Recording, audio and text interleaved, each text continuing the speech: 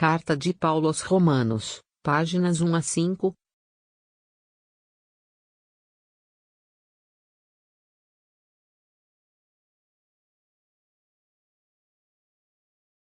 Saudação Paulo, servo do Cristo Jesus, chamado para ser apóstolo, separado para o Evangelho de Deus, Evangelho que Deus prometeu por meio de seus profetas, nas Sagradas Escrituras, a respeito de seu Filho. Este, segundo a carne, era descendente de Davi, mas, segundo o Espírito de Santidade foi declarado Filho de Deus com poder, desde a ressurreição dos mortos, Jesus Cristo, nosso Senhor. Por ele recebemos a graça da vocação para o apostolado, a fim de trazermos a obediência da fé, para a glória de seu nome, todas as nações, entre as quais também vós, chamados a pertencer a Jesus Cristo. A vós todos que estáis em Roma, amados de Deus e santos por vocação, graça e paz da parte de Deus, nosso Pai, e de nosso Senhor, Jesus Cristo. Ação de graças. Primeiramente, dou graças ao meu Deus, por meio de Jesus Cristo, por todos vós, pois no mundo inteiro se faz o elogio de vossa fé. Deus, a quem presto um culto espiritual, servindo ao Evangelho do seu Filho, é testemunha de que constantemente faço menção de vós, pedindo sempre em minhas orações que eu possa, enfim, fazer uma boa viagem até vós, de acordo com a vontade de Deus. Pois desejo vivamente estar convosco, para vos mediar alguma dádiva espiritual, a fim de serdes confirmados, ou melhor, a fim de que todos nós sejamos reconfortados, eu por vós e vós por mim, graças à fé que nos é comum. Aliás, irmãos, deveis saber que, muitas vezes, me propus ir até vós, mas até agora fui impedido de realizar este propósito. Na verdade, desejo colher algum fruto, tanto entre vós como entre as demais nações. Sou devedor tanto aos gregos quanto aos bárbaros, tanto aos letrados quanto às pessoas sem instrução. Daí o meu ardente desejo de anunciar o Evangelho também a vós, que estáis em Roma. Tema da carta: a justificação pela fé. Eu não me envergonho do Evangelho, pois ele é a força salvadora de Deus para todo aquele que crê, primeiro para o judeu, mas também para o grego. Nele se revela a justiça de Deus, que vem pela fé e conduz à fé, como está escrito: o justo viverá pela fé. A humanidade culpada ao mesmo tempo revela-se, lá do céu, a ira de Deus contra toda a impiedade e injustiça humana, daqueles que por sua injustiça reprimem a verdade. Pois o que de Deus se pode conhecer é a eles manifesto, já que Deus mesmo lhes deu esse conhecimento. De fato, as perfeições invisíveis de Deus, não somente seu poder eterno, mas também a sua eterna divindade, são percebidas pelo intelecto, através de suas obras, desde a criação do mundo. Portanto, eles não têm desculpa, apesar de conhecerem a Deus, não o glorificaram como Deus nem lhe deram graças. Pelo contrário, perderam-se em seus pensamentos fúteis, e seu coração insensato se obscureceu. Alardeando sabedoria, tornaram-se tolos e trocaram a glória do Deus incorruptível por uma imagem de seres corruptíveis, como homens, pássaros, quadrúpedes, répteis. Por isso, Deus os entregou, dominados pelas paixões de seus corações, a tal impureza que eles desonram seus próprios corpos. Trocaram a verdade de Deus pela falsidade, cultuando e servindo a criatura em lugar do Criador, que é bendito para sempre. Amém. Por tudo isso, Deus os entregou a paixões vergonhosas, tanto as mulheres substituíram a relação natural por uma relação antinatural, como também os homens abandonaram a relação sexual com a mulher e arderam de paixão uns pelos outros, praticando a torpeza homem com o homem e recebendo em si mesmos a devida paga de seus desvios. E, porque não aprovaram alcançar a Deus pelo conhecimento, Deus os entregou ao seu reprovado modo de pensar. Praticaram então todo tipo de torpeza, cheios de injustiça, iniquidade, avareza, malvadez, inveja, homicídio, rixa, astúcia, perversidade, intrigantes, difamadores, abominadores de Deus, insolentes, soberbos, presunçosos, tramadores de maldades, rebeldes aos pais, insensatos, traidores, sem afeição, sem compaixão. E, apesar de conhecerem o juízo de Deus que declara dignos de morte os autores de tais ações, não somente as praticam, mas ainda aprovam os que as praticam. O juízo de Deus vale para todos. Ó homem, quem quer que sejas, tu que julgas, não tens desculpa.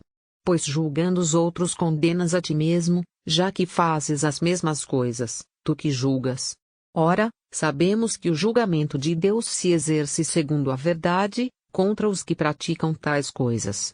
Ó homem, tu que julgas os que praticam tais coisas e, no entanto, as fazes também tu, pensas que escaparás ao julgamento de Deus?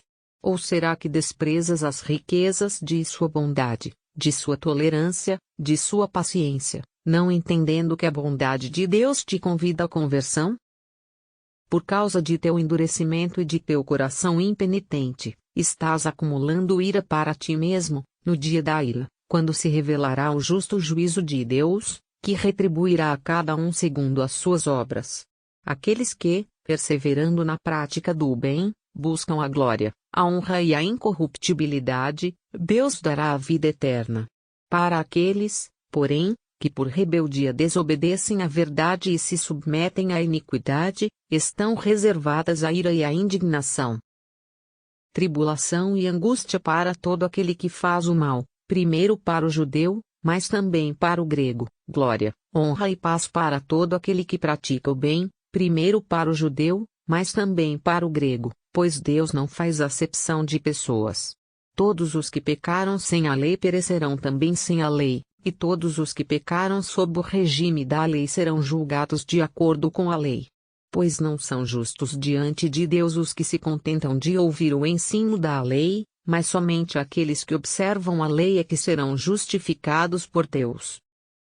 Quando os pagãos, embora não tenham a lei, cumprem o que a lei prescreve, guiados pelo bom senso natural, esses que não têm a lei tornam-se lei para si mesmos.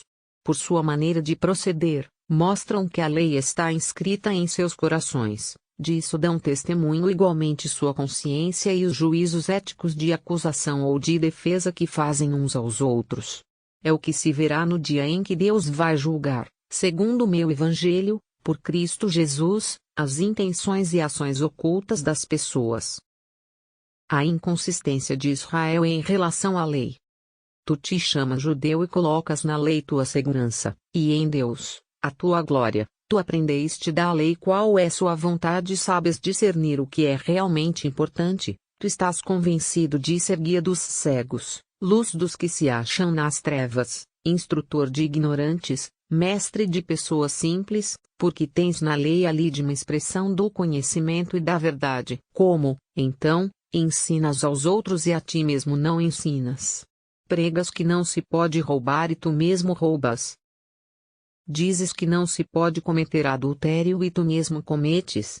Detestas os ídolos e, no entanto, roubas os templos. Tu, que te glorias da lei, desonras a Deus com tuas transgressões da lei. De fato, como está escrito, o nome de Deus é blasfemado entre as nações por causa de vós. Por um lado, a circuncisão é útil, se cumpres a lei. Por outro lado, se transgrides a lei, mesmo com tua circuncisão não passas de um incircunciso. Se, portanto, o incircunciso observar as prescrições da lei, não será ele tido como circunciso? Mais ainda, o incircunciso que cumpre a lei te condenará a ti, que transgrides a lei, embora possuas as Escrituras e sejas circuncidado. Não é barra inversa verdadeiro judeu o que parece tal apenas pelo exterior, nem é verdadeira circuncisão uma simples incisão na carne.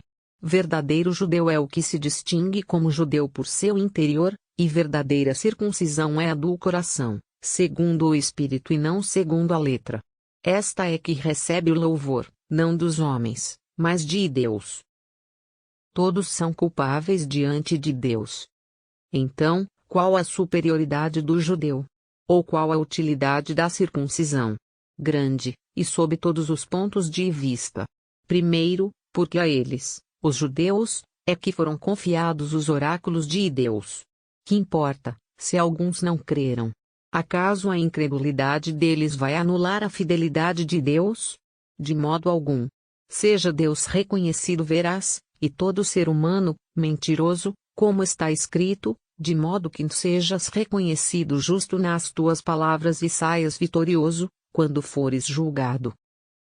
Mas, se nossa injustiça realça a justiça de Deus, que diremos? Que Deus é injusto, quando em sua ira nos fere. Estou falando em termos humanos, de modo algum. Do contrário, como Deus iria julgar o mundo? No entanto, se, por minha falsidade, a veracidade de Deus sobressaiu para a sua glória, porque seria eu ainda condenado como pecador? E então, por que não faríamos o mal, para que daí resulte o bem, como alguns caluniosamente afirmam que nós dizemos? Esses merecem a condenação. Que diremos, pois? Será que nós, judeus, levamos alguma vantagem? De modo algum.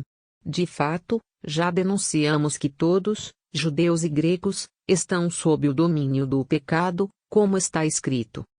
Não há justo, nem mesmo um só. 11 Não há quem seja sensato, não há quem busque a Deus. 12 Todos se desviaram, degeneraram todos juntos. Não há ninguém que faça o bem, nem mesmo um só. 13 Um sepulcro aberto, sua garganta, suas línguas sempre a enganar, sob seus lábios, veneno de víbora. 14 Sua boca é cheia de imprecações e amargor. 15 Velozes são seus pés para derramar sangue. 16 Seus caminhos são cobertos de ruína e desgraça. 17 Desconheceram o caminho da paz. 18 Diante de seus olhos não existe temor de Deus. 19 Ora, sabemos que tudo quanto diz a lei, ela o diz para os que a ela estão sujeitos. Assim, toda boca se cala e todo mundo se reconhece culpável diante de Deus, porquanto ninguém será justificado diante dele pela prática da lei. Pois a lei dá apenas o conhecimento do pecado. A justificação de judeus e pagãos pela graça. Agora, sem depender da lei, a justiça de Deus se manifestou, atestada pela lei e pelos profetas, justiça de Deus que se realiza mediante a fé em Jesus Cristo para todos os que creem, pois não há diferença, todos pecaram e estão privados da glória de Deus. E só podem ser justificados gratuitamente, pela graça de Deus, em virtude da redenção no Cristo Jesus. É Ele que Deus destinou a ser, por seu próprio sangue, instrumento de expiação mediante a fé. Assim, Deus demonstrou sua justiça, deixando sem castigo os pecados cometidos outrora, no tempo de sua tolerância. Assim também, Ele demonstra sua justiça, no tempo presente, a fim de ser justo, e tornar justo todo aquele que se firma na fé em Jesus. Onde fica então o orgulho? Fica excluído. Por qual lei? Pela lei das obras? Não, mas sim pela lei da fé. Pois julgamos que a pessoa é justificada pela fé, sem a prática da lei. Acaso Deus é só dos judeus? Não é também Deus dos pagãos? Sim, é também Deus dos pagãos. De fato, Deus é um só, Ele justificará os circuncisos em virtude da fé, e os incircuncisos, mediante a fé. Então, pela fé anulamos a lei? De modo algum. Pelo contrário, a confirmamos. O exemplo de Abraão. Que diremos de Abraão, nosso pai segundo a carne? Que terá ele conseguido? Pois, se Abraão se tornou justo em virtude das obras, ele tem de que se gloriar, mas não aos olhos de Deus. Com efeito, que diz a Escritura? Abraão creu em Deus, e isso lhe foi levado em conta como justiça.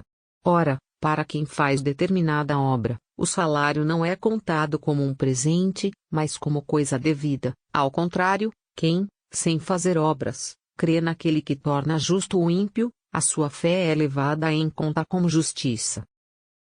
É assim que Davi declara feliz aquele a quem Deus atribui a justiça independentemente das obras, felizes aqueles cujas transgressões foram perdoadas e cujos pecados foram cobertos, feliz aquele cujo pecado o Senhor não leva em conta.